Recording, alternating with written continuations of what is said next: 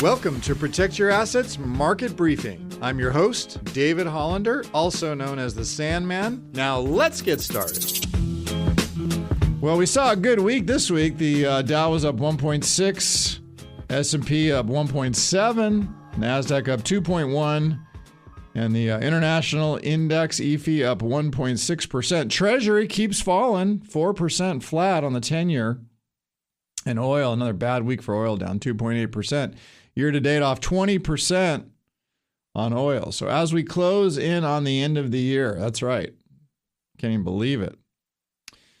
Markets have had pretty good returns. As I've looked over the numbers, S&P's up 13.3 for the year, Nasdaq's up over 17, and the Dow's up over 8. So not so bad.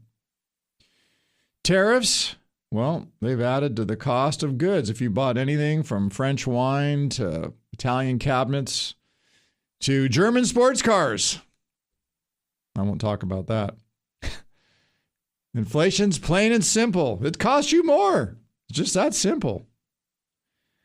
But I think, because I had a lot of questions this week about this, even I have a client who lives over in Ireland. He moved to Ireland, and we talk regularly on Zoom. His dollar goes a lot farther over there, but he's scared. He's worried, just like Francine is. So I told him, I said, hey, I think rates are going to stabilize. Inflation's going to moderate into next year, even with this government shutdown going on week 3. We just saw the Atlanta Fed GDP Now tracker said this last quarter, get this, U.S. GDP was up 3.9% in a quarter. That's huge. The trend is usually 1.5 to 2. So that's pretty big. So it looks like things aren't really slowing down. But then we had some news come out this week. Zions Bank, Western Alliance Bank, and I'm sure you've heard about Tricolor, etc. Jamie Dimon said something about some doom and gloom, quote, when you see one cockroach, there's probably more, end quote. What does Jamie Dimon mean about cockroaches? In regards to the bankruptcy of Tricolor Holdings and auto parts manufacturer First Brands, could the events we just talked about be a harbinger of more credit stress that could impact the market? You heard Francine worried about 2008, right?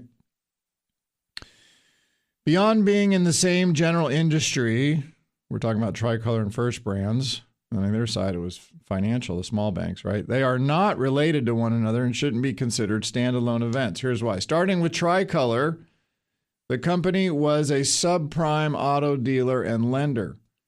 In a recent bond filing, Tricolor revealed that 68% of the borrowers didn't have credit score. Does that sound familiar? While more than half of the borrowers didn't even have a driver's license.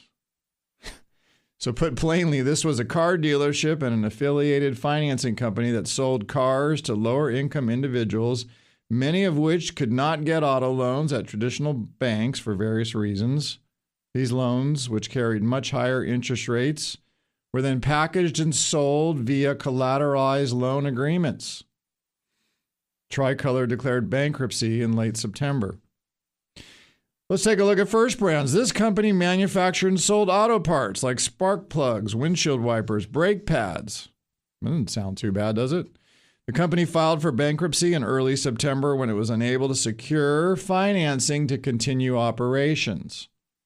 So why did Tricolor and First Brands go bankrupt? Well, as usual, it's the why in markets that matters. And if Tricolor and First Brands went bankrupt for reasons related to credit markets or the economy, it could be a harbinger of trouble ahead.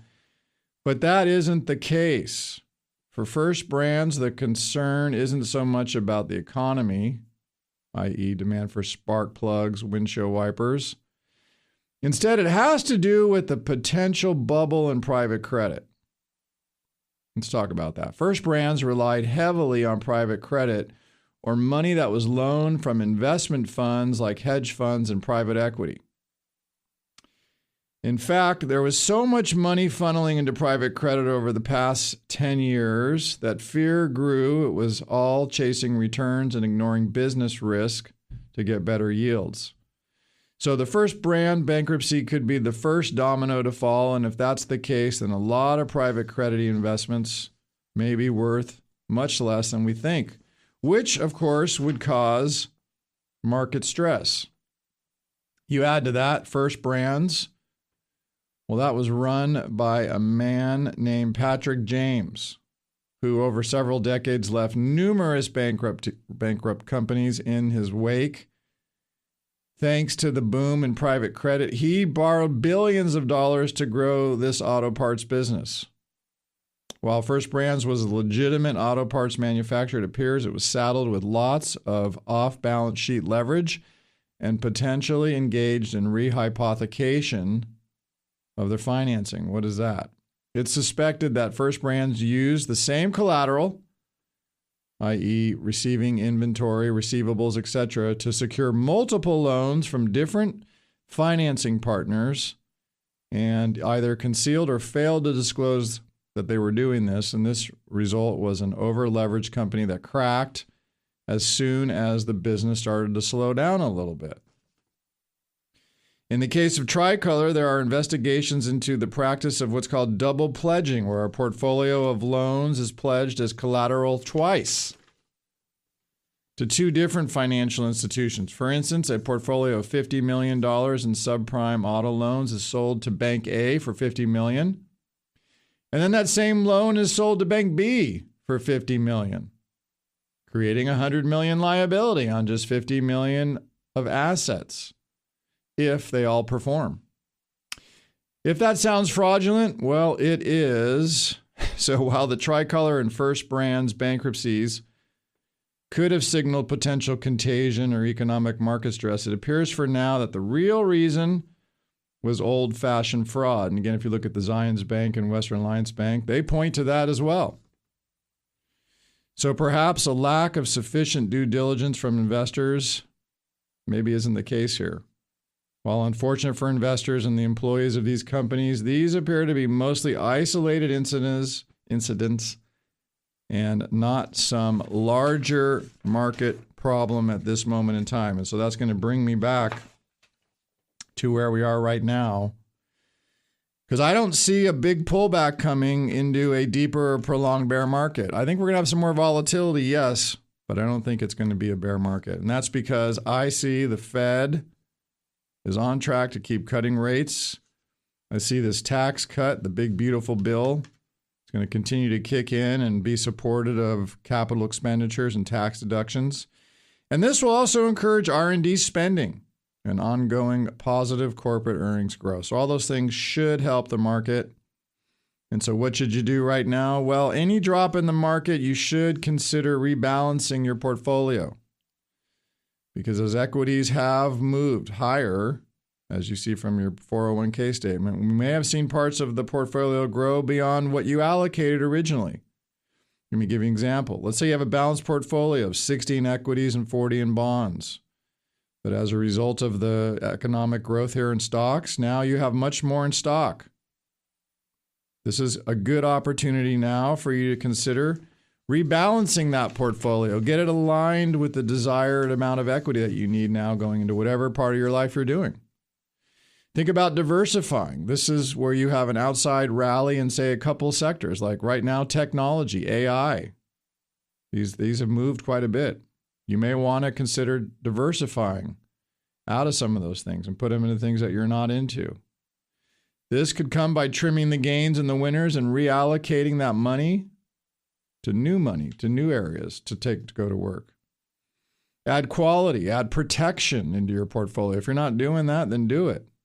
If markets experience a correction or pullback over the next couple of weeks, I think you should consider, get prepared. Have a list of stocks that are quality, protected investments that are quality, that align with what you're trying to do, and use these corrections as an opportunity to add to your portfolio. Keep dollar cost averaging, because that is a great strategy, but there also are times when opportunistic investments rise And that could be on your future here. So keep your eyes open for that. You can hear the Protect Your Assets market briefing on your favorite podcast app or as an Alexa flash briefing. Just search for Protect Your Assets market briefing. Links to subscribe free wherever you listen are at libertygroupllc.com/PYA briefing. The following program is paid for by Liberty Group, and the views and opinions of the host do not represent those of the station or its ownership. Investment advisory services are offered through Liberty Wealth Management, an SEC-registered investment advisor. Legal information provided on the air is not intended to be a substitute for callers hiring their own lawyers to advise them about personal legal matters. The information provided is general financial comment and cannot be relied upon for your specific financial situation. Investing involves risks, including the risk of loss of your investment. Please consult with a financial professional before investing. California Life Agent number 0B48569. You're listening to the Protect Your Assets Radio Network.